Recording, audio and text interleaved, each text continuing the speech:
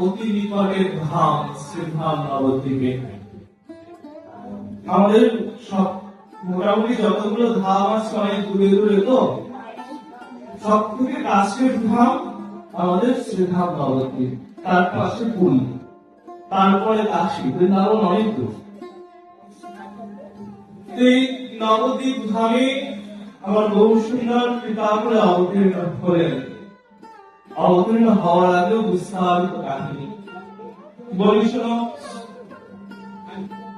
যে সময় গৌরহরি অবতীর্ণ হননি, গৌরহরি অবতীর্ণ হওয়ার আগে নবদ্বীপে জগন্নাথ মিশ্র আমার গৌরহরি বাবা, তিনি এসেছিলেন বর্তমান বাংলাদেশের শ্রীহট্ট থেকে।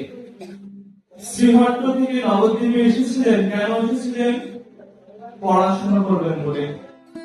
সেই সময় নবদ্বীপের বিদ্যার গরিমা